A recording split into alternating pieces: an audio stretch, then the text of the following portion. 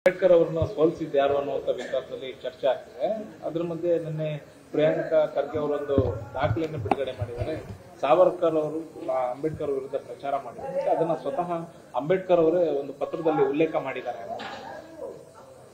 ಅವರಿಗೆ ಬಹಳ ಆಪ್ತರಾದ ಅಂಬೇಡ್ಕರ್ ಅವರಿಗೆ ಆಪ್ತರಾದ ಅವ್ರ ಸ್ನೇಹಿತರಿಗೆ ಅಂಬೇಡ್ಕರ್ ಅವರು 1952ನೇ ಇಸ್ವಿಯ ನಂತರ ಚುನಾವಣೆಯಲ್ಲಿ ಅವ್ರನ್ನ ಯಾರು ಸೋಲಿಸಿದ್ರು ಅಂತೇಳಿ ಬಹಳ ಸ್ಪಷ್ಟವಾಗಿ ಅವರ ಆಟೋಬಯೋಗ್ರಫಿನಲ್ಲೂ ಇದೆ.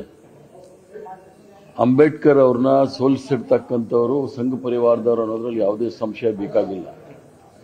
ಸಂಘ ಪರಿವಾರದವ್ರಿಗೆ, ಅದರಲ್ಲೂ ಸಹ RSS ಅವರಿಗೆ ಅಂಬೇಡ್ಕರ್ ಅವರ ಮೇಲೆ ಇಲ್ಲದೇ ಇರತಕ್ಕಂಥ ಪ್ರೇಮ ಬರ್ತಾ ಇದೆ. ಅದನ್ನು ನೋಡಿದಾಗ ಫಸ್ಟ್ ಅಂಬೇಡ್ಕರ್ ಅವ್ರನ್ನ ಒಪ್ಕೊಂಡಿದ್ದೀನಿ ಅಂತ ಹೇಳಿದ್ರೆ ಜನವರಿ 25, 1927ನೇ ಇಸ್ವಿನಲ್ಲಿ ಅಂಬೇಡ್ಕರ್ ಅವರು ಮನುಸ್ಮೃತಿಯನ್ನು ದಹನ ಮಾಡಿದ್ರು ಸಾರ್ವಜನಿಕವಾಗಿ. ಅದನ್ನು RSS ಅವರು ಮೊದಲು ಅದನ್ನು ದಹನ ಮಾಡಿ ಅಂಬೇಡ್ಕರ್ ಅವ್ರ ಬಗ್ಗೆ ಪ್ರೀತಿ ತೋರಿಸ್ಲಿ. ಒಂದು, ಸಾವರ್ಕರ್ ಅವರು ಈ ದೇಶದಲ್ಲಿ ಏನಾದರೂ ಕ್ಷಮಾಪಣೆ ಪತ್ರ ಬರೆಯೋಕೆ ಏನಾದರೂ ಕಾಪಿ ರೈಟ್ ಇದ್ರೆ ಅದು ಕೇವಲ ಸಾವರ್ಕರ್ ಅವ್ರಿಗೆ ಮತ್ತು ಸಂಘ ಪರಿವಾರದವ್ರಿಗೆ. ಸಂಘ ಪರಿವಾರದವರು ಹೇಳ್ಕೊಳ್ಳಿಕ್ಕೆ ಅವ್ರಿಗೇನು ಇತಿಹಾಸ ಇಲ್ಲ. ಅವರು ಸ್ವತಂತ್ರ ಹೋರಾಟದಲ್ಲಿ ಎಲ್ಲೂ ಸಹ ಪಾಲ್ಗೊಂಡಿಲ್ಲ. ಅವ್ರೇನಿದ್ರು ಸಹ ಹಿಂದೂ ರಾಷ್ಟ್ರ ಮಾಡಬೇಕು ಅಂತ ಹೋರಾಟ ಮಾಡ್ತಾ ಇದ್ರು. ಬ್ರಿಟಿಷರ ಜೊತೆ ಅಡ್ಜಸ್ಟ್ ಮಾಡ್ಕೊಳ್ತಾ ಇದ್ರೆ ವಿನಃ ದೇಶಕ್ಕೆ ಸ್ವತಂತ್ರ ಬರಬೇಕು ಅಂತೇಳಿ ಒಂದೇ ಒಂದು ದಾಖಲೆಯೂ ಸಹ ಅವರಲ್ಲಿ ಇಲ್ಲ.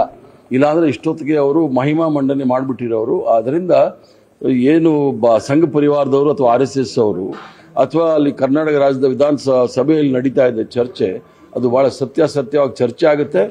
ಅಷ್ಟೇನಾದರೂ ಸಂಘ ಪರಿವಾರದವ್ರಿಗೆ RSS ಅವರಿಗೆ ಧೈರ್ಯ ಇದ್ರೆ ಒಂದು ದಿವಸ ಇಡೀ ಸದನದಲ್ಲಿ ಚರ್ಚೆ ಮಾಡಲಿ. RSS ಅವರು ದೇಶದ್ರೋಹಿಗಳ ದೇಶಭಕ್ತರ ಅನ್ನೋದು ಚರ್ಚೆ ಆಗಲಿ, ನಾವು ಚರ್ಚೆ ಮಾಡಕ್ ತಯಾರಿದ್ದೀವಿ. ಸರ್, ಇನ್ನೊಂದು ರಾಜ್ಯದಲ್ಲಿ ಮತ್ತೊಂದು CD ಇದೆ ಅನ್ನುವಂತಹ ಗುಸುಗುಸು ಚರ್ಚೆಗಳು ನಡೀತಾ ಇದೆ.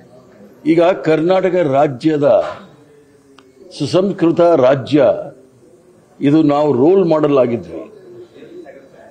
ಈ CD ಯೂನಿಟ್ಗಳು ಬಂದು ದೇಶದಲ್ಲಿ ನಮ್ಮಷ್ಟು ಕೆಟ್ಟ ಹೆಸರು ಯಾವ ರಾಜ್ಯದಲ್ಲೂ ಇಲ್ಲ. ವಲಸು ರಾಜಕಾರಣ ಮಾಡ್ತಾ ಇರೋರಿಗೆ ಜನ ಚಿಮಾರಿ ಹಾಕ್ತಾರೆ. ಸರ್, ಈಗ ಮೀಸಲಾತಿ ವಿಚಾರ ಕೂಡ ಸಾಕಷ್ಟು ಚರ್ಚೆ ಆಗ್ತಾ ಇದೆ. ಬಿಜೆಪಿ ಕೂಡ ಸಾಕಷ್ಟು ವಿರೋಧವನ್ನು ವ್ಯಕ್ತಪಡಿಸ್ತಾ ಇದೆ. ಒಂದು ಧರ್ಮದ ಓಲೈಕೆ ಮಾಡ್ತಾ ಇದೆ ಎನ್ನುವಂತ ಆರೋಪವನ್ನು ಬಿಜೆಪಿ ಮಾಡ್ತಾ ಇದೆ. ಸಂವಿಧಾನದ ವಿರೋಧಿಗಳು, ಭಾರತೀಯ ಜನತಾ ಪಾರ್ಟಿಯವರು ಸಂವಿಧಾನ ವಿರೋಧಿಗಳು. ಸಂವಿಧಾನದಲ್ಲಿ ಬಹಳ ಸ್ಪಷ್ಟವಾಗಿ ಅನುಚ್ಛೇದ 14, 15, 16, 17, 19, 29, 30ರಲ್ಲಿ ಬಹಳ ಸ್ಪಷ್ಟವಾಗಿದೆ ಯಾವುದೇ ರೀತಿಯ ಭೇದ ಭಾವಗಳು ಇರಬಾರದು ಅಂತ ಹೇಳಿ. ನಮ್ಮ ಸಂವಿಧಾನದಲ್ಲಿ ಕರ್ನಾಟಕ ರಾಜ್ಯದಲ್ಲಿ 2A ಅಡಿಗೆ ಶೈಕ್ಷಣಿಕವಾಗಿ ಮತ್ತು ಸಾಮಾಜಿಕವಾಗಿ ಯಾರು ಹಿಂದುಳಿದ ಇದ್ದಾರೆ ಅವ್ರಿಗೆಲ್ರಿಗೂ ಸಹ ಮೀಸಲಾತಿಯನ್ನು ಕೊಡಬೇಕು ಅನ್ನೋದಿದೆ. ಎಲ್ಲೂ ಸಹ ಒಂದು ಧರ್ಮದ ಹೆಸರಲ್ಲಿ ನಾವು ಮಾಡಿಲ್ಲ. ಸಂವಿಧಾನದ ಆಶಯ ಏನಿದೆ ಅಂತ ಹೇಳಿದ್ರೆ ಸಾಮಾಜಿಕವಾಗಿ ಶೈಕ್ಷಣಿಕವಾಗಿ ಯಾರು ಹಿಂದುಳಿದಾರೆ ಅವ್ರಿಗೆಲ್ಲರೂ ಸಹ ಅವಕಾಶ ಮಾಡಿಕೊಡ್ಬೇಕಾಗತ್ತೆ. This is a participatory democracy, ಅಂದ್ರೆ ಸಹಭಾಗಿತ್ವ ಅಂತ ಏನು ಹೇಳ್ತೀವಿ, ಆ ಪ್ರಜಾಪ್ರಭುತ್ವ ಇರ್ತಕ್ಕಂಥದ್ದು. ಭಾರತೀಯ ಜನತಾ ಪಾರ್ಟಿಯವರಿಗೆ ಪ್ರಜಾಪ್ರಭುತ್ವದ ಮೇಲೆ ನಂಬಿಕೆ ಇಲ್ಲ, ಸಂವಿಧಾನದ ಮೇಲೆ ನಂಬಿಕೆ ಇಲ್ಲ, ಜಾತ್ಯತೀತ ತತ್ವದ ಮೇಲೆ ನಂಬಿಕೆ ಇಲ್ಲ. ಒಂದು ಅಕಸ್ಮಾತ್ ನಾವು ಅಲ್ಪಸಂಖ್ಯಾತರಿಗೆ ಅಂತ ಹೇಳಿದೀವಿ, ಇಂಥ ಧರ್ಮ ಅಂತ ಹೇಳಿಲ್ಲ. ಅಲ್ಪಸಂಖ್ಯಾತರು ಅಂದ್ರೆ ಮುಸ್ಲಿಮ್ಸ್ ಇದ್ದಾರೆ, ಕ್ರಿಶ್ಚಿಯನ್ಸ್ ಇದ್ದಾರೆ, ಸಿಖ್ಸ್ ಇದ್ದಾರೆ, ಜೈನ್ ಇದ್ದಾರೆ, ಬೌದ್ಧಿಸ್ಟ್ ಇದ್ದಾರೆ. ಇವರೆಲ್ಲರೂ ಸಹ ಅಲ್ಪಸಂಖ್ಯಾತರೆ. ಆದರೆ ಇವರು ಕೇವಲ ಒಂದು ಸಮುದಾಯನ ಗುರಿ ಮಾಡಿಕೊಂಡು ಅವರಿಗೆ ದೇಶದಲ್ಲಿ ಇರ್ತಕ್ಕಂಥ ನಿರುದ್ಯೋಗ, ದೇಶದಲ್ಲಿ ಇರ್ತಕ್ಕಂಥ ಬೆಲೆ ಏರಿಕೆ, ದೇಶದಲ್ಲಿ ಆಗ್ತಾ ಇರ್ತಕ್ಕಂಥ ಮಹಿಳೆಯರ ಮೇಲೆ ಅತ್ಯಾಚಾರ, ಇದ್ರ ಬಗ್ಗೆ ಚರ್ಚೆ ಮಾಡಕ್ಕೆ ಅವ್ರಿಗೆ ಧೈರ್ಯ ಇಲ್ಲ. ಆದ್ರಿಂದ ಇವೆಲ್ಲ ಚರ್ಚೆ ಮಾಡಿ ಔರಂಗಜೇಬ್ ವರ್ಗೂ ಬಂದಿದ್ದಾರೆ.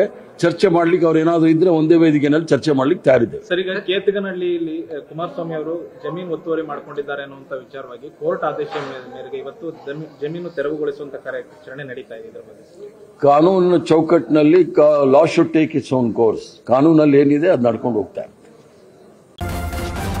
ನ್ಯೂಸ್ ಫಸ್ಟ್, ನಿರ್ಭೀತಿಯಿಂದ ನಿಮ್ಮ ಪರವಾಗಿ.